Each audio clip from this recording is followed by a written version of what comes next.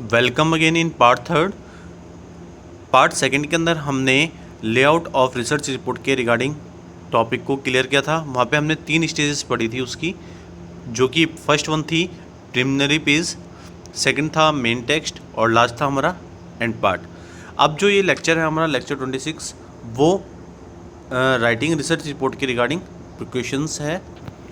तो इसको हम लोग एक बार रीड कर लेते हैं कि क्या है ये। Research report is a channel of communicating the research finding to the readers of the report. A good research report is the one which does this task effectively and efficiently. As such, it must be prepared keeping the following precaution in view. तो जैसा कि हम लोगों ने starting में पढ़ा था कि जो रिसर्च रिपोर्ट होती है वो एक कम्युनिकेशन चैनल होती है। जो भी हम रिसर्च के रिगार्डिंग जो भी फाइंडिंग्स करते हैं एक रीडर और एक रिसर्चर के बीच में, जो कि एक रिपोर्ट के थ्रू फुलफ़िल होती है। एक गुड रिसर्च रिपोर्ट है जो कि हमारे जो टास्क होता है पर्टिकुलर रिसर्च के रिगार्डिंग उसको बहुत एफिशिएंटली और इफ़ेक्टिवली बनाती है। तो उसके लिए हमें कुछ प्रिकॉशंस यूज़ करने होते हैं जब हम कोई भी रिसर्च रिपोर्ट रेडी करते हैं। तो जो सबसे पहला जो पॉइंट है हमारा वो ये है कि while determining the length of the report, since research report were greatly in length, one should keep in the view the facts that it should be long enough to cover the subject but short enough to maintain interest. In fact, report writing should not be means to learning more about the less and less. इसका मतलब ये हुआ कि जब भी हम कोई भी रिपोर्ट की लेंथ के रिगार्डिंग कुछ भी डिटरमाइन करते हैं तो हम लोग ये नहीं देखते कि वो रिसर्च रिपोर्ट की लेंथ कितनी बड़ी है। हम उसके अंदर बेसिकली ये डालना चाहते हैं कि जिससे कि वो रीडर है उसका इंटरेस्ट उसमें बना रहे। हम उसके अंदर जो भी फैक्ट्स डालने वाले हैं या जो भी उस प्रॉब्लम के रिगार्डिंग हम जो भी सॉल्यूशन डालने वाले हैं उस रिपोर्ट के अंदर, तो उसके अंदर हम ये मानते हैं कि जो रीडर है उसका इंटरेस्ट कंटिन्यूसली उसके अंदर बना रहे। तो इसके लिए जब भी हम लेंथ के रिगार्डिंग हम जब भी रिपोर्ट में ये चीज़ को मेंशन करते हैं तो हम ये देखते हैं कि रिपोर्ट के लेंथ को ज़्यादा हम इतना मैंडेटरी नहीं मानते, क्योंकि जब भी रिपोर्ट के लेंथ के बिहाफ पे हम कुछ चीज़ ये होता है तो अगर लेंथ किसी भी रिपोर्ट की ज़्यादा होएगी तो धीरे धीरे क्या होता है कि उस रीडर का जो इंटरेस्ट है वो धीरे धीरे कम होने लग जाता है।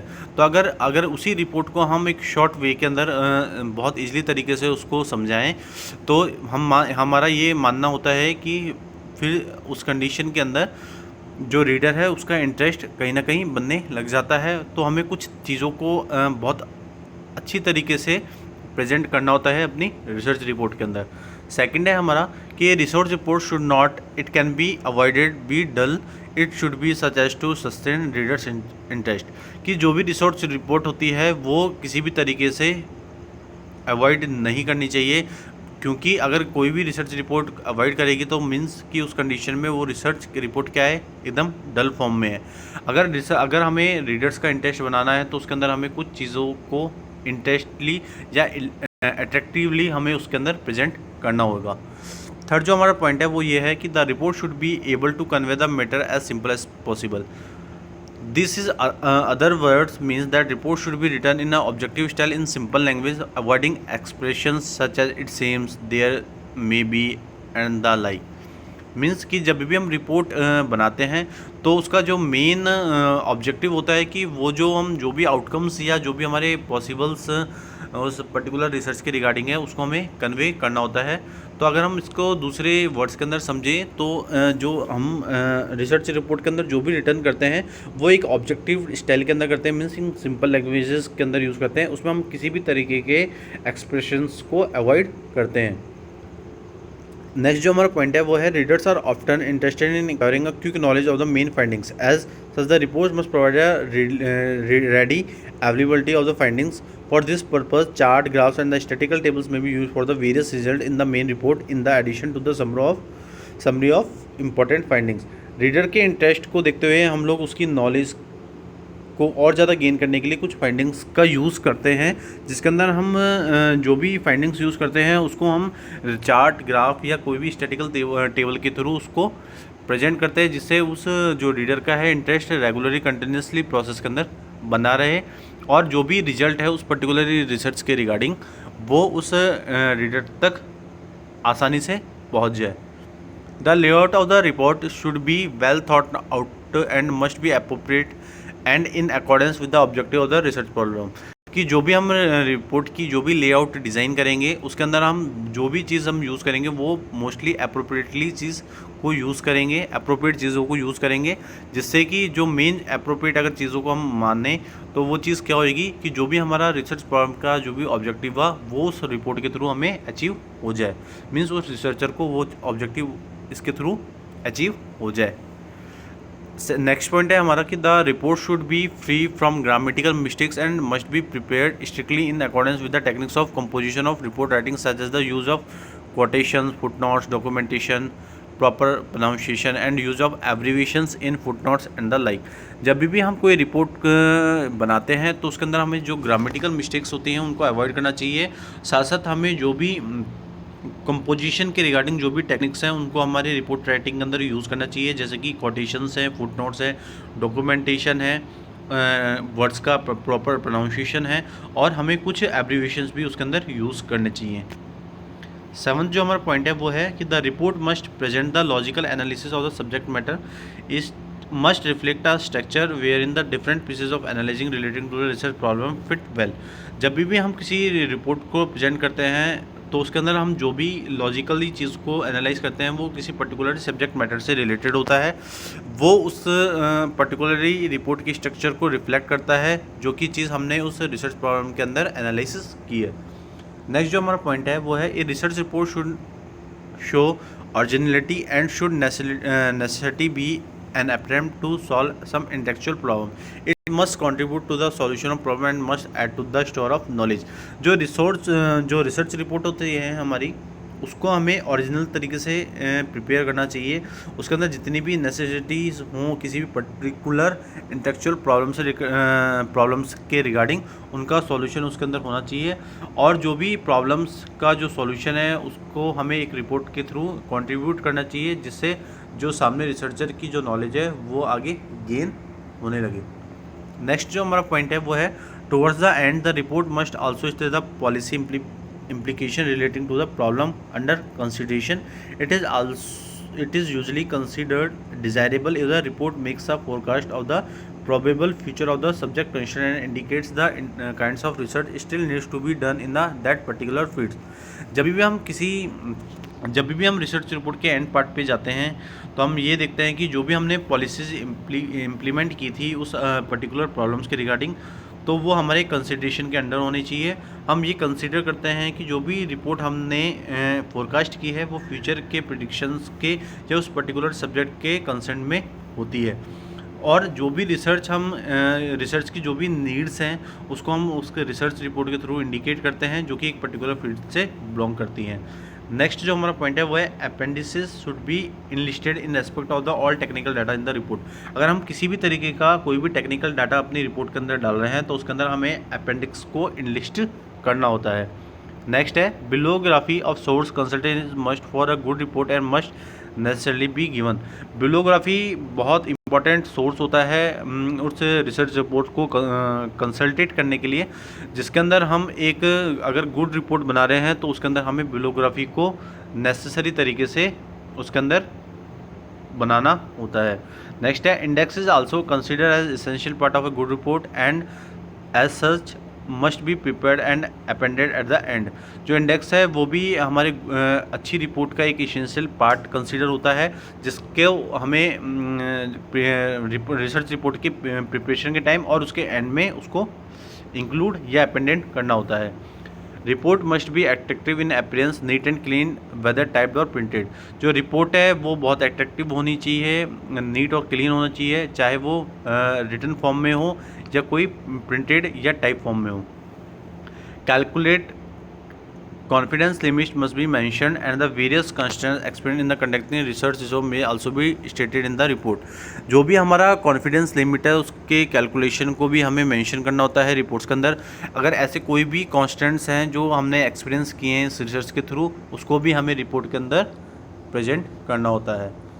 Objective of the study, the nature of the problem, the methods employed and the analysis technique adopted must be clearly stated in the beginning of the report in the form of introduction.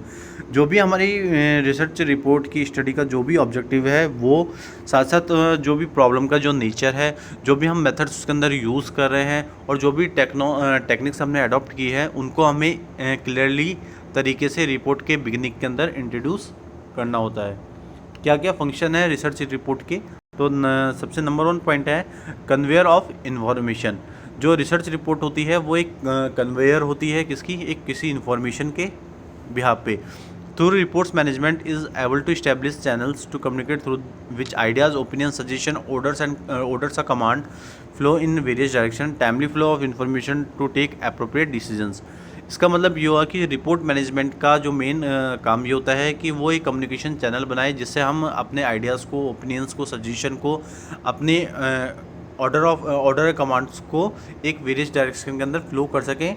जो information हमें timely तरीके से flow करनी होती है क्योंकि उसके behalf पे हम कोई भी तरीके के डिसीजंस को ले सकते हैं। सेकेंड है हमारा help management to review and evaluate office operations. They help in planning for future operations in a purposive way. Reports help in coordinating the activities of different departments.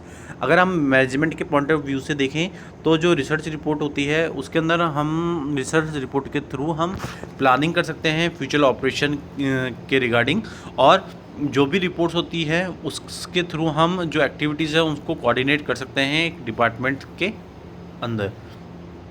Third जो point है हमारा वो है tool for measuring performance. The operational data for various department are presented in a meaningful form. कि जो भी operational data है किसी भी पर्टिकुलर या वेरियस डिपार्टमेंट्स के, उनको हमें मीनिंगफुल फॉर्म के अंदर प्रेजेंट करना होता है। फोर्थ पॉइंट है हमारा help in making desirable changes. Changes in business environment pose a threat and challenge to a business firm. कि जो भी चेंजेस हो रहे हैं एक बिजनेस इन्वायरमेंट के थ्रू किसी भी ऑर्गेनाइजेशन या बिजनेस फर्म के अंदर, उनके जो भी थ्रेट हैं या चैलेंजेस हैं उनको हमें उसके अंदर डिस्क्राइब करना होता है। फिफ्थ पॉइंट है हमारा help in measuring the effectiveness of the organisation. Reports are prepare to measure the effectiveness of departmental operation employees and the management. Report इसलिए प्रिपेयर की जाती हैं जिससे हम किसी भी ऑर्गेनाइजेशन के डिपार्टमेंट्स के ऑपरेशन को, एम्प्लॉयज़ को और मैनेजमेंट को इफेक्टिव तरीके से मेजर कर सकें। इसके बाद जो हमारा नेक्स्ट और लास्ट इस आज के लेक्चर का जो टॉपिक है वो है सिग्निफिकेंस ऑफ रिसर्च रिपोर्ट। तो जैसे कि आप लोग देख रहे हैं यहाँ स्क्रीन पे लिखा हुआ है कि research report is consider as a major component of the research study for the research task remains incomplete the report has been presented and और return. As a matter of fact even the most brilliant hypothesis, highly well designed and conducted research study and the most striking generalization findings are of the little values unless they are effectively communicated to others. The purpose of the research is not well served unless the findings are made known to others. Researchers must invariably enter the journal store of knowledge. Although explains the significance of writing research report, there are people who do not consider writing of report as an integral part of the research process. अगर हम देखें तो research report का जो significance है, means उसकी importance ये है कि जो भी हम रिसर्च टास्क कर रहे हैं या जो भी हम वर्क कर रहे हैं वो इनकम्प्लीट नहीं होना चाहिए किसी भी रिसर्च स्टडी के अंदर, चाहे हम वो किसी भी तरीके की रिपोर्ट के अंदर उसको प्रेजेंट करें। साथ साथ जो भी मैटर हम या जो भी हमने फैक्ट्स फाइंड आउट किए हैं उसको एक हाइपोथेसिस के थ्रू प्रेजेंट करना होता है। जो भी रिसर्च स्टडीज़ जो भी हमने डिज़ाइन की है उनको हाईली तरीके से कंडक्ट करना होता है। जो भी जर्नलाइजेशन है उस पर्टिकुलरली स्टडी के रिगार्डिंग उनको रेस्ट्रिक्ट करना चाहिए, स्ट्राइक करने चाहिए। साथ साथ जो भी वैल्यूज़ हैं उनको हमें फाइंडिंग्स के थ्रू अनलेस या इफ़ेक्टिवली कम्युनिकेट करना पड़ता है दूसरों के लिए। जो भी पर्पज़ है हमारी रिसर्च का, उसका जो मेन काम होता है कि जो भी फाइंडिंग्स हमने उस पर्टिकुलर रिसर्च के लिए है उससे हमारा ऑब्जेक्टिव्स है वो अचीव हो जाए। साथ साथ जो रिसर्च रिजल्ट है उससे जो रीडर्स हैं या जो रेस्पोंडेंट्स हैं उनके जो नॉलेज है उनके अंदर इन्हेंसमेंट हो, मींस कि उसके अंदर इंक्रीज़ हो कि उनकी नॉलेज उस रिसर्च रिपोर्ट के थ्रू क्या हो रही है, गेन हो रही है। इसके बाद है कि अगर हम सिग्निफिकेंस देखें तो उसमें जो पहला पॉइंट है हमारा वो है structure the report with short paragraphs, graphics such as tables, figures, numbered headings and sub headings and possibly a bibliography और glossary. Many reports also contain an aspect at the beginning and are followed by the recommendation or appendix section at the end. Formal reports contain the following: title page, table of content, introduction, body and conclusion. जब भी हम कोई भी report का structure design करते हैं तो उसके अंदर हम short paragraphs, graphics, tables, figures और हेडिंग, सब हेडिंग्स और बिब्लियोग्राफी और ग्लोसरी तरीके की चीज़ों को उसमें प्रेजेंट करते हैं। जो भी रिपोर्ट, अगर हम देखें कि जो भी रिपोर्ट हमने पढ़ी हैं, जो टेक्निकल और पॉपुलर रिपोर्ट्स होती हैं, उसके अंदर जो भी अगर हमें रिक्वायरमेंट होता है तो हम उसके अंदर एब्स्ट्रैक्ट यूज़ करते हैं बिगिनिंग के अंदर, और साथ साथ उसके अपेंडिक्स के थ्रू हम रिकमेंडेशन सेक्शन को भी इंक्लूड करते हैं रिपोर्ट के एंड के अंदर। जो फॉर्मल रिपोर्ट्स होती हैं उसके अंदर 3 तरीके की चीज़ों को हम फॉलो करते हैं: title page, table of contents, introduction, body and its conclusion. उसके बाद सेकंड पॉइंट है हमारा presentation. Present the material in a stylised and clean manner so the reader may digest it quickly. Use spacing to make paragraphs stand out for each other, include graphics, numbering, formal language and constant formatting to contribute to the overall presentation of the report. Means कि जब भी हम किसी भी particular research report की presentation करते हैं तो उसको हमें जो भी मटेरियल है उस पर्टिकुलर रिसर्च का, उसको बहुत स्टाइलाइज तरीके से या क्लियर मैनर से हमें उसको प्रेजेंट करना होता है, जिससे वो रीडर उसको जल्दी से जल्दी क्या कर ले, डाइजेस्ट कर ले। साथ साथ जो भी हम स्पेसिंग यूज़ करते हैं पैराग्राफ्स के अंदर, उनको मेंटेन करके रखना होता है, और साथ साथ हमें उसके अंदर कुछ ग्राफिक्स या नंबरिंग या फॉर्मल लैंग्वेज का भी यूज़ करते रहना चाहिए, जिससे जो हमारी कंट्रीब्यूशन है उस पर्टिकुलर रिसर्च के लिए वो ओवरऑल प्रेजेंटेशन प्रेजेंट हो हमारी रिपोर्ट के अंदर। इसके बाद है exclusion. Do not include any information that is outdated, inaccurate, irrelevant, conflicting with any other data. Refrain from noting your opinions. It is up to reader to make subjective conclusion based on upon the objective information contained in the report. Make recommendation in the report only if they are supported by facts. Exclusion का मतलब यहाँ हम ये समझ रहे हैं कि हम रिपोर्ट के अंदर कुछ भी ऐसी चीज़ को इंक्लूड नहीं करेंगे जो उस पर्टिकुलर इंफॉर्मेशन के आउटडेटेड या इनएक्यूरेट या इररिलेवेंट या कॉन्फ्लिक्टेंट से हो, क्योंकि जो भी डाटा है अगर वो आउटडेटेड है या इनएक्यूरेट है या इररिलेवेंट है या उन डाटा के अंदर कोई भी कॉन्फ्लिक्ट है तो वो हमारी रिसर्च रिपोर्ट को किसी भी ना किसी तरीके से ख़राब कर सकता है। ठीक है, तो एक तरीके से डिसएडवांटेजेस भी है हमारी रिसर्च रिपोर्ट का, और जो भी हम ओपिनियंस दे रहे हैं वो हम रीडर के लिए एक सब्जेक्टिव कंक्लूजन के थ्रू देते हैं, क्योंकि जो भी ऑब्जेक्टिव होता है उसके अंदर जो भी हम इंफॉर्मेशन कंटेन करके रखते हैं रिपोर्ट के अंदर, वो बेस होती है उस सब्जेक्टिव कंक्लूजन के लिए। तो जो भी रिकमेंडेशन हम रिपोर्ट के अंदर देते हैं उसके अंदर हम मानते हैं कि जो भी हम फैक्ट्स दे रहे हैं वो सारे हमारे खुद के दिए गए हैं, मीन्स कि हमारे खुद की वो फाइंडिंग्स होती हैं। Writing process means while every writer has a different strategy and process for completing an accurate report, there are some general guidelines to follow to ensure the report is clear and concise. Document. These steps include analyze the scope of the report and the magnitude of the task, organize ideas surrounding the report and determine what does not to be included, create an outline with headings and all the pertinent information, finally read and revise the draft. Writing process क्या है कि writing process एक strategy होती है उस particular research report को, जो हमें एक रिपोर्ट के कंप्लीट होने के लिए कंप्लीट प्रोसेस के अंदर इंक्लूड होती है। इसके अंदर कुछ गाइडलाइंस होती है जो रिपोर्ट को बहुत क्लियर और कॉन्साइज तरीके से एक डॉक्यूमेंट के रूप में हमें प्रेजेंट करनी होती है। इसके अंदर कुछ स्टेप्स इन्वॉल्व होते हैं जिससे कि जो भी रिपोर्ट का जो भी स्कोप है उसको एनालाइज किया जा सके, जो भी मैग्नीट्यूड है उस पर्टिकुलर टास्क के रिगार्डिंग वो उसके अंदर इंक्लूड हो सके, साथ साथ जो भी हमारे आइडियाज़ हैं उस रिपोर्ट के सराउंडिंग उसको ऑर्गेनाइज कर सकें हम, साथ साथ जो भी नीड्स हैं उस पर्टिकुलरली किसी प्रोजेक्ट के रिगार्डिंग वो हमें अचीव हो सके। अब कुछ डिफरेंट स्टेप्स पढ़ेंगे हम राइटिंग रिपोर्ट के।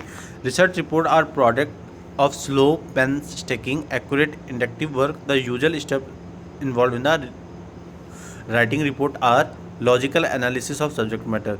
जब भी हम कोई रिपोर्ट को रिटन फॉर्म में प्रेजेंट करते हैं तो उसके अंदर हम कुछ स्टेप्स को फॉलो करते हैं, जैसे कि जो भी सब्जेक्ट मैटर है उसको लॉजिकल एनालिसिस के थ्रू प्रेजेंट करना होता है हमें। जो फाइनल आउटलाइन है उसको प्रिपेयर करना होता है रफ ड्राफ्ट को। उसके बाद हमें रफ ड्राफ्ट उसका एक प्रिपेयर करना होता है, री राइटिंग और पॉलिशिंग करनी होती है उस पर्टिकुलर रिपोर्ट की। हमें बिब्लियोग्राफी, फाइनल बिब्लियोग्राफी भी प्रेजेंट करनी होती है, साथ साथ हमें एक फाइनल ड्राफ्ट भी उसका रिटर्न फॉर्म में देना होता है। Through all these steps are self explanatory, yet a brief mention of each one of this will be appropriate for better understanding. इसमें जो पहला पॉइंट है हमारा वो है logical analysis of the subject matter. It is the first step which is primarily concerned with the development of a subject. There are two ways in which to develop a subject, logically and chronologically. The logically development is made on the basis of mental connection and association between the one thing and another by means of analysis. Logical treatment often consists in developing the material from the simple possible to the most complex structure. इसका मतलब ये हुआ कि जब भी हम कोई subject matter के रिगार्डिंग, जब भी रिसर्च रिपोर्ट के रिगार्डिंग हम कोई भी सब्जेक्ट मैटर लेते हैं तो उसको लॉजिकल तरीके से एनालाइज किया होता है, क्योंकि हम चाहते हैं कि उस पर्टिकुलर सब्जेक्ट के रिगार्डिंग कुछ भी डेवलपमेंट हो सके। अगर हमें उस पर्टिकुलर सब्जेक्ट के रिगार्डिंग कोई भी डेवलपमेंट चाहिए या उस पर्टिकुलर ही सब्जेक्ट के रिगार्डिंग कोई भी डेवलपमेंट चाहिए होता है तो उसको हम दो तरीके से अचीव कर सकते हैं। पहला तो था हमारा लॉजिकली और दूसरा है क्रोनोलॉजिकली। क्रोनोलॉजिकली डेवलपमेंट वो होते हैं जिसके अंदर हमारे मेंटल कनेक्शन और एसोसिएशन होते हैं किसी पर्टिकुलर एनालिसिस को लेके एक दूसरे के बीच में, और उसके थ्रू हम कोई लॉजिकल ट्रीटमेंट करते हैं उन मटेरियल को डेवलप करने के लिए जो किसी कॉम्प्लेक्स स्ट्रक्चर के बिहाफ पे पॉसिबल हो सके। क्रोनोलॉजिकल डेवलपमेंट क्या है? क्रोनोलॉजिकल डेवलपमेंट भी एक कनेक्शन है, सीक्वेंस है, जिसके अंदर हम टाइम और अकरेंस को ज़्यादा बेस मानते हैं। इसके अंदर हम जो भी डायरेक्शंस देते हैं उस पर्टिकुलरी रिपोर्ट के अंदर वो एक क्रोनोलॉजिकल ऑर्डर में होता है। सेकंड है preparation of the final outline. In the next step in writing the research report, outlines are the framework upon which long written works are constructed. They are add to the logical organization of the material and reminder of the points to be stressed in the report. जब भी हम कोई research report को right करते हैं तो उस condition में हम जो भी फ्रेमवर्क्स हैं उनकी आउटलाइंस करते हैं, क्योंकि वो सारी चीज़ किस पे बेस्ड होती है? लॉन्ग रिटर्न वर्क्स पे, कंस्ट्रक्ट पे बेस होती है। उसके अंदर हम कोई भी तरीके के ऑर्गेनाइजेशन के मटेरियल और रिमाइंडर्स को क्या करते हैं? लॉजिकल तरीके से रिप्रेजेंट करते हैं, जिससे जो रिपोर्ट का जो स्ट्रेस पॉइंट है वो टाइम टू टाइम हमें रिमाइंडर कर सके कि वो धीरे धीरे क्या हो रहा है, धीरे धीरे कम होने लग रहा है। थर्ड है हमारा preparation of the rough draft कि this follow the logical analysis of the subject and the preparation of the final outline. Such a step is of utmost importance of the researcher now sits to write down what he was done in the context of the research study. He will write down the procedure adopted by him, collecting the material for his study along with the various limitations faced by him, the technique of analysis adopted by him, the broad findings and analyzation, and the various suggestions he wants to offer regarding the problem concerned.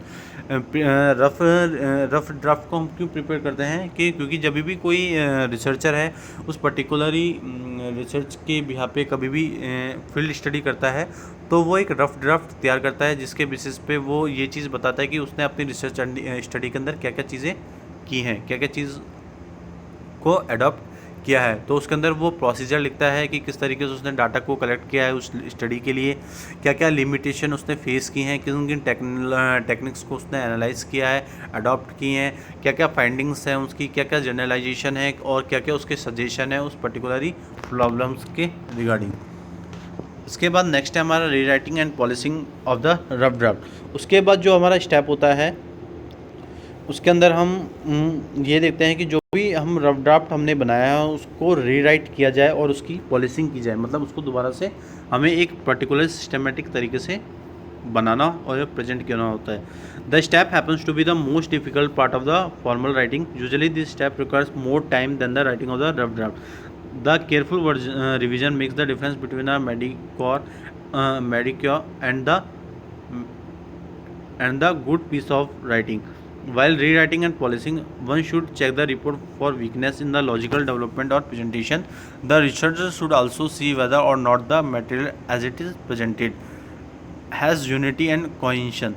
Does the report stand upright and the firm and exhibit a definite pattern with a marble arc, or does it resemble an old wall of the modern cement and loose bricks? In addition, the researcher should give due attention to the fact that in his rough draft he has been consistent or not. He should check the mechanism of writing, grammar, spelling and uses. Means इसका simple सा मैं एक short way में आपको ये समझा देता हूँ कि जब भी हम जो रफ ड्राफ्ट बनाते हैं किसी भी फील्ड स्टडी के थ्रू, जब हम स्टार्टिंग में किसी प्रॉब्लम्स के रिगार्डिंग कुछ चीज़ सर्च करते हैं तो उसके रिगार्डिंग हम एक रफ ड्राफ्ट बना लेते हैं। अब वो रफ ड्राफ्ट को हमें क्या करना है, बाद में उसको प्रेजेंट करना होता है। तो उसके लिए हमें जितनी भी चीज़ें हैं उनको सिस्टमेटिक तरीके से या लॉजिकल तरीके से प्रेजेंट करते हैं, और उस तरीके के वर्क के अंदर हम लोगों को बहुत ज़्यादा टाइम लगता है, क्योंकि हम उस तरीके को बहुत केयरफुल तरीके से रिवाइज़ करते हैं कि किन किन चीज़ों को हमने उस रिसर्च टाइम पे अडॉप्ट किया था। ठीक है, इसके बाद जो लास्ट पॉइंट है वो है preparation of the final bibliography.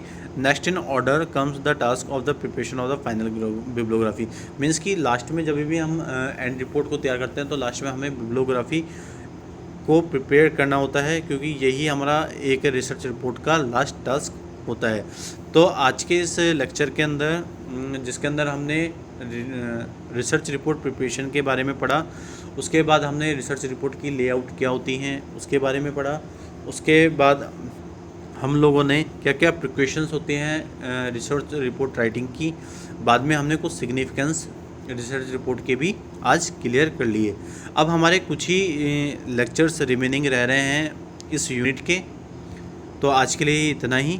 Thank you so much and have a nice day.